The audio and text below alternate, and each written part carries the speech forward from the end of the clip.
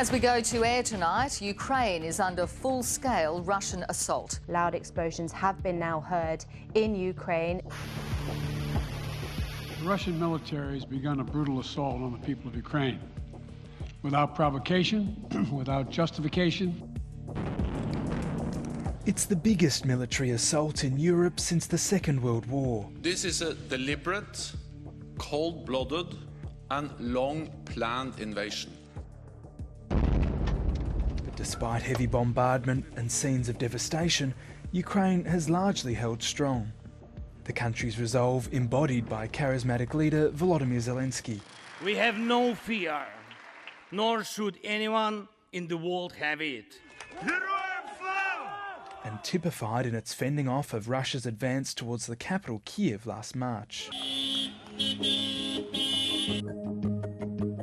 Russia's advances have largely been contained to the regions of Luhansk and Donetsk in the east and Kherson and Zaporizhia in the south, with Ukraine reclaiming up to 50% of the land at one time claimed by Russia. Among the many drivers behind Russia's invasion is a rejection of Western liberalism.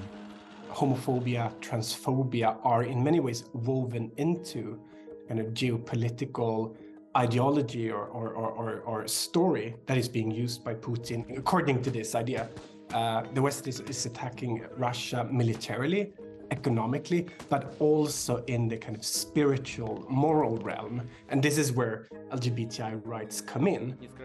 In a speech earlier this week, the Russian leader weaponized what he characterized as the West's corrupt values. Look at what they do to their own people. The destruction of the family, perversion and abuse of children, including pedophilia, all of which are declared normal in their life. They are forcing the priests to bless same-sex marriages. For LGBT Ukrainians living in territory under Russian control, that rhetoric has had dire consequences. We received a few reports from occupied Kherson when it was occupied, and about rapes of the local boys by Russian occupied forces. Those young boys were raped, and two of them committed suicide after this. Rights group Nash Svit says it's received reports of around 40 trans and homophobic attacks committed by Russian forces, including sexual violence and kidnapping.